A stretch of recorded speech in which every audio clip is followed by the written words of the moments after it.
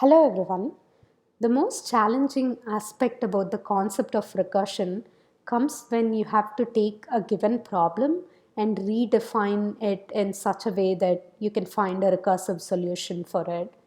Just now we saw an example where we had to rephrase the original question in order to come up with a recursive version of solution for that problem. I'm going to give you detailed steps to follow when it comes to coming up with a recursive solution for one specific problem. Let's take into consideration the factorial problem here. Recall that definition for n factorial is going to be 1 into 2 into 3, etc. up to n.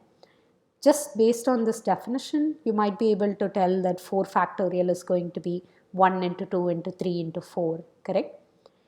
Step number one for coming up with a recursive solution is always going to be writing down the examples for that particular problem. So the very first example that you need to come up with should be the simplest example for that particular problem. Are you able to think of the simplest version of the factorial problem here? If you're thinking about 1 factorial, then you have the correct idea. Why is 1 factorial the simplest version of this problem? That's because 1 factorial is just 1. Recall that factorial is not defined for a negative number. So 1 factorial is going to be the smallest part of the factorial problem. It's very easy to come up with other examples for a factorial. You can just say 2 factorial is 1 into 2, 3 factorial is 1 into 2 into 3, and so on. The simplest example that you initially come up with is going to be called as the base case. The next step here, which is step number 2, is going to enable you to find patterns within all other examples other than the simplest example. For instance, can you take a look at 4 factorial's definition and 5 factorial's definition over here and find a similar pattern between both of those? You should be able to see very easily that 4 factorial is part of the computation for 5 factorial over here. Just with this, we can redefine 5 factorial by saying it is 4 factorial into 5 factorial, correct? Similarly, 4 factorial is going to be 3 factorial into 4, and so on for all other versions of the example which are not the simplest version. For the simplest version, which is 1 factorial here, you no longer need a self-reference because that's the smallest version of your problem and it has a defined solution of 1. You don't really need a pattern for that. Step number 3 is going to be about taking the self-reference which we just determined and moving that over to a recursive definition. Once you have a self-reference between all the examples, it's going to be very simple and straightforward to create a recursive definition. Specifically for the base case here, you can simply say the base case is going to be just 1 factorial is equal to 1. Recall that we are using a leaf to represent base case. For any other example over here though, you need to think a little bit about how you're going to define n factorial in general. Just by looking at all of these examples, you might be able to say that n factorial in general is going to be n minus 1 factorial into n itself, right? And for what values of n is this applicable for? It's for values which are greater than 1. That's because n equal to 1 is our base case over here. And recall that we're using tree branch to represent the recursive case. Once you have your recursive definition nailed in here, it's very easy and straightforward for you to take that and convert it into Python code. You just need to worry about what is going to be the input for my recursive function and what is going to be the output out of it. So clearly the input for the recursive function fact here is going to be the number which is given in the parameter n. And what's going to be the output? That's going to be the factorial for this number n here, correct? Let's take the base case over here and convert that into Python code. I'm just saying 1 factorial is 1. and my input is inside the parameter n. So which means that I need to check if n is 1, and if n is 1, then I'll go ahead and return 1 from inside my factorial function. Why am I returning 1? That's because 1 factorial is just 1, right? And recall that this function is supposed to return the factorial computation. The trickier case is the recursive case. So here we are saying n factorial is n minus 1 factorial into n. For your recursive case, you need to always call the same function.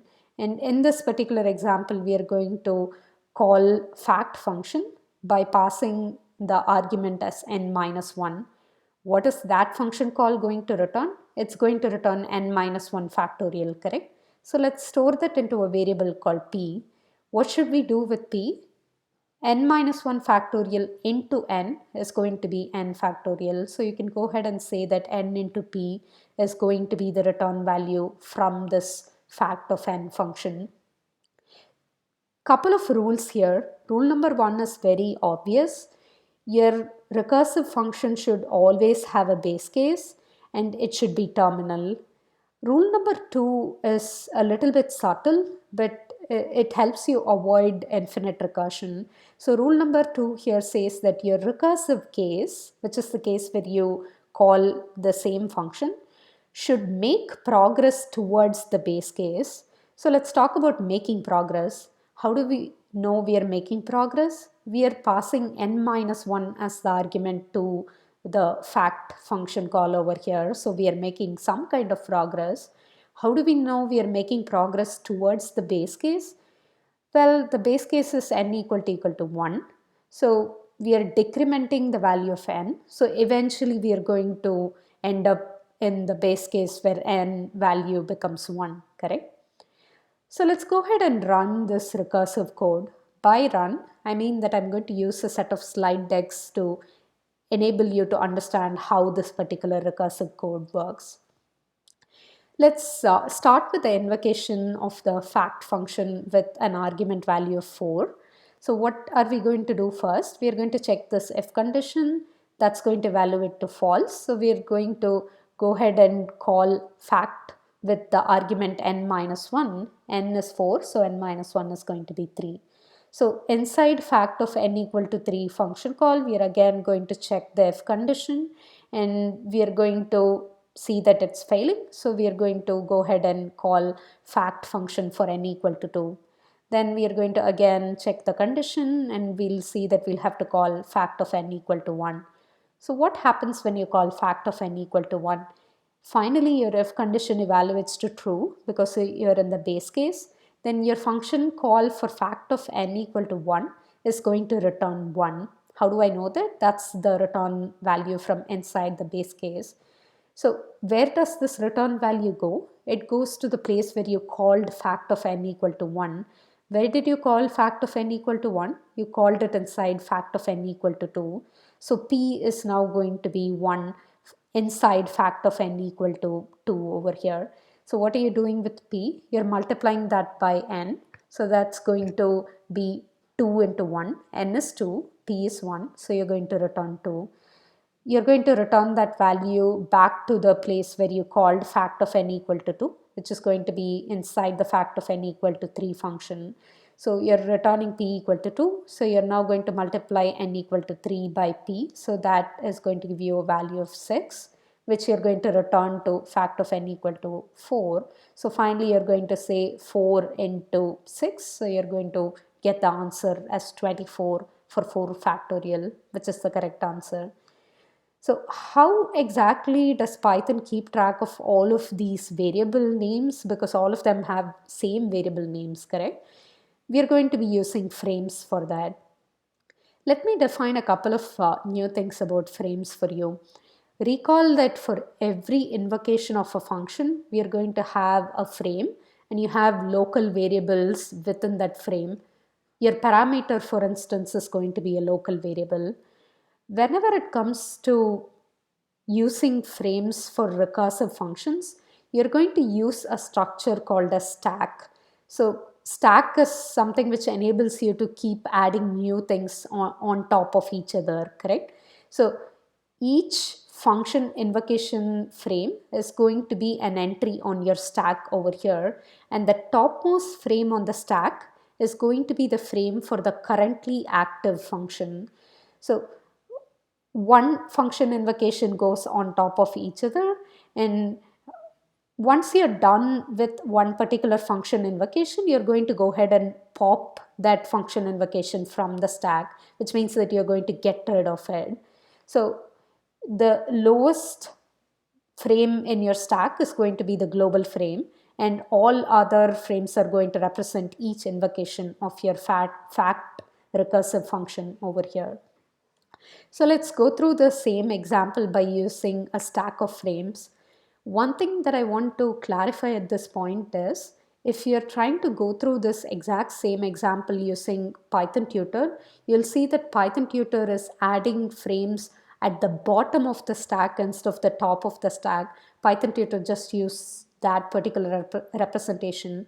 But in general, when you look at the way that people teach recursion and use stack, you put things on top of each other on the stack. So I'm going to follow the typical notation here rather than using the Python Tutor notation.